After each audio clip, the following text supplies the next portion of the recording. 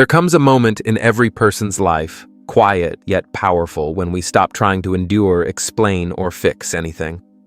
Not because we've been hurt too much, but because we've finally recognized our own worth. That withdrawal doesn't come from anger. It comes from awakening. Today's video isn't about attacking anyone. It's about shedding light on a truth few dare to face. Unchecked kindness can become a silent path to self-destruction.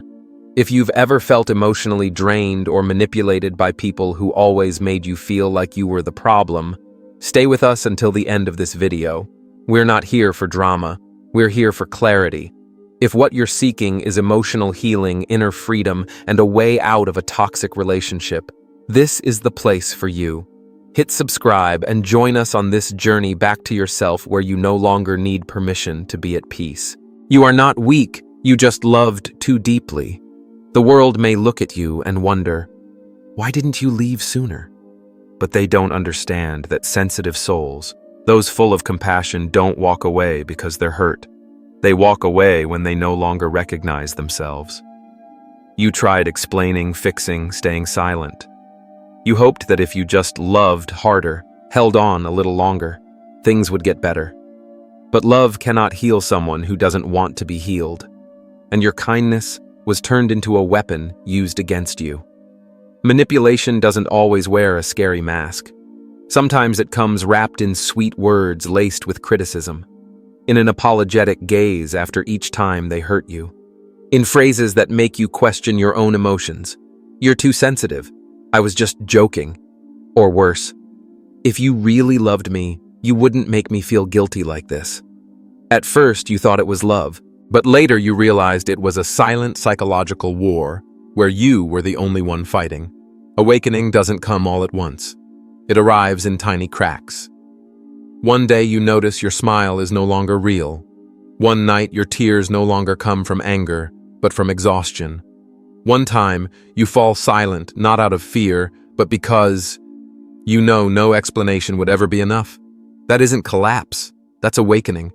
Awakening to the truth that compassion is not an obligation, that forgiveness does not mean permission to repeat harm, and above all, awakening to the fact that you too deserve to be loved, to be cherished without sacrificing yourself. When you stop explaining, something strange happens. You begin to hear your own voice again, no longer revolving around what they need. You begin to ask, what about me? What do I need to feel at peace? Am I still myself in this relationship? These questions become the markers of your return, not to the old you, but to the real you, a person who knows where the boundaries are, what is enough, and what can no longer be negotiated. And when you set those boundaries, the first thing you'll encounter is resistance. Manipulators don't want you to have boundaries. To them, you are not a person, you're a source of emotional supply. A mirror for their self-image, a fixer for all the inner chaos they refuse to face. So when you go silent, when you say no, when you step out of the game, they become confused, angry, or strangely sweet. Because your calm is a revolution they cannot control. But you're not doing it to prove anything. You're doing it to live. Make no mistake, letting go doesn't mean you're weak. It means you're strong enough to stop letting your emotions be twisted any further. You once loved so deeply you forgot you too deserved to be loved. You forgave so often you forgot who was actually at fault. But now you know, love is not the same as blindness. Forgiveness does not mean ignoring responsibility. Real love doesn't drain you. It doesn't make you doubt yourself every single day. If someone only loves you when you're weak, only loves you when you're silent, only needs you when they have no one else, that's not love. That's dependency. That's control disguised as affection. And no one deserves to live like that. Healing is a journey, not a snap decision. Some days you'll feel strong, radiant light. Other days you may fall back into old thoughts. Were they really that bad? Or was I just being too harsh? Don't blame yourself for that. Those who've been psychologically manipulated often miss something that never truly existed. But through every doubt, you'll learn to answer yourself. I wasn't wrong for loving, but I would be wrong to keep abandoning myself. And eventually, you'll reach a place where you no longer need their apology, no longer need them to admit you were right, no longer need them to understand how much they hurt you, because you're no longer living to be understood. You're living to truly live. If you've made it this far, I believe you're already on that journey. A journey that's not easy, but absolutely worth it. Keep going. Choose emotional freedom over cycles of pain. And if you need a reminder that you're not alone, hit subscribe. Because here you don't need to prove anything. You just need to be you. There are people who don't actually love you, they just need you. They need someone to listen, someone to absorb the blame, someone to carry their weight. And sadly, if you live with an open heart, you become perfect in their eyes. Not because you're special in the way you should be appreciated, but because you're easier to exploit. It's painful to realize they didn't love you. They loved your reactions. They loved that you always replied, always forgave, always came back. They didn't love your presence. They loved your submission. And that is what you've started to break free from. When you start saying no, you're rewriting your entire story. At first, you'll feel guilty. You might lose sleep after ignoring a long apology message. You'll feel uneasy the first time you decline a meeting or stop sending your usual goodnight texts. You'll question yourself. Am I being too cold? Am I hurting them? But then you'll learn this.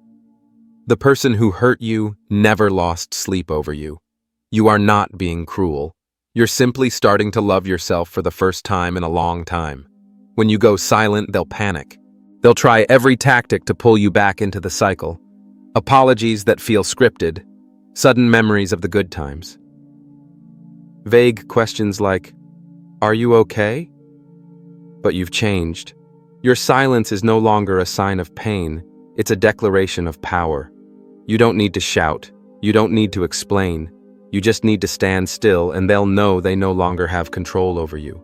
Freedom begins the moment you stop waiting for validation from those who once denied you. You don't need them to understand you. You don't need their apology. You don't need them to grow or change so you can feel justified. The truth is, the person who hurt you rarely changes. But you can change how much access they have to your peace. And that is liberation. You were not born to live in emotional survival mode.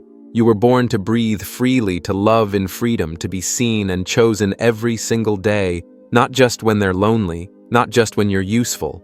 The one who once manipulated you will say, "You've changed." And you'll smile, needing no defense. Yes, I've changed. I finally chose myself. Healing is not waiting for someone else to love you the right way. It's learning to love yourself enough to stop accepting less than you deserve. You'll start cleaning up your life, deleting old messages that once broke your heart, blocking numbers, deleting emails, leaving group chats, rearranging the room where you once cried and opening the windows to let the light in. Not to forget them, but to remember who you are when you're no longer distorted by silence, blame, and emotional abuse. And then, you will smile. At first, that smile may feel unfamiliar, trembling, like learning to walk again after pain. But little by little, you'll begin to stand stronger. You'll smile genuinely while sipping your coffee. You'll chuckle at an old photo, not out of regret, but with gratitude I survived. Because you know what didn't kill you, taught you how to truly live. This isn't the end of a relationship. It's the rebirth of a soul. You are no longer someone's ex. You are a soul returning to itself, stronger, awakened, and at peace. If you're in the middle of this journey, please don't turn back. Even when you feel weak, remember you're not alone. Here, we don't expect you to be perfect. We simply hope you'll be brave enough to love yourself fully, even just once. Follow us to continue receiving soul-healing content like this. Not because we have all the answers, but because we believe. Sometimes all it takes is one reminder to change the course of an entire journey. You've always been the one who thought about everyone else's feelings before your own. And that's not wrong. That's what made you beautiful, kind, and deeply lovable. but it's also what made you vulnerable to those who only knew how to take, never how to give.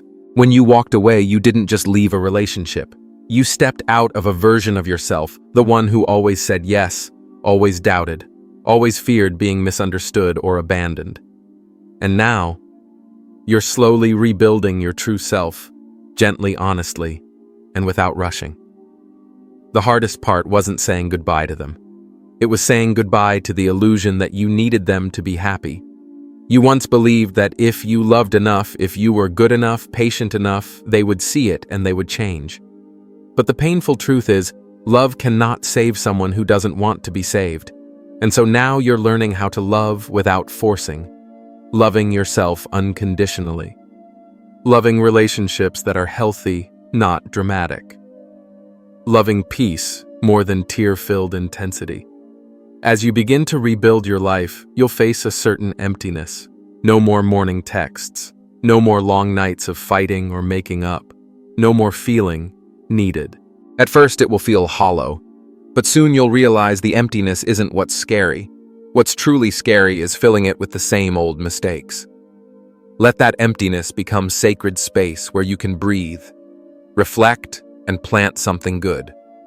This is the moment you begin to truly listen to yourself, no longer distorted by someone else's words, no longer needing permission to feel hurt, no longer doubting the intuition that once saved you. You learn to live slowly again, eating a meal without checking your phone, writing a few lines in your journal without editing, walking without headphones just to hear your own heartbeat, and you begin to understand you deserve kindness without having to suffer for it first. Rebuilding trust isn't easy, but it is possible. After being hurt, you'll be cautious. You'll observe every subtle sign in others. You'll question even the kindest words. That doesn't make you difficult. It means you've learned your lesson, and you have every right to be careful. Real love doesn't pressure. It is patient. It doesn't view your boundaries as problems, but as signs that you've fought hard to survive. You'll realize not everyone is like the one who hurt you. Not everyone who cares has a hidden agenda. Not everyone who asks, "Are you okay?" is laying the groundwork for manipulation.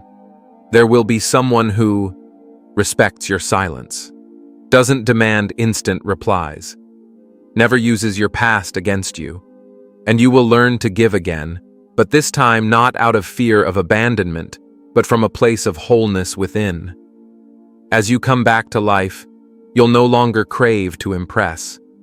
You'll just want to be yourself. No more toning down your emotions to avoid being called too sensitive. No more pretending to be busy to mask loneliness. No more living just to make someone else change their opinion of you. You'll live, simply to live authentically. And that is the most beautiful thing you'll ever give yourself. If you've made it to this point in your journey, you are no longer a victim. You are a survivor. Someone who can love without being deceived. Someone who can forgive without forgetting to protect themselves. Someone who has walked through emotional hell and brought back light. Keep this lesson close. You were not born to be drained by someone else. You were born to grow in healthy love, even if that love begins with you. And if your journey still continues, don't walk away. Here, you will always have a place to return to. A reminder that you are enough, that you are worthy, that you don't have to keep trying to be seen, because you were already the light all along. Ket Luan. There are goodbyes that come with no words, no arguments, no slammed doors, just someone who goes silent and never comes back. And if you were the one who chose to walk away in silence, please know that was not weakness. It was the highest expression of courage.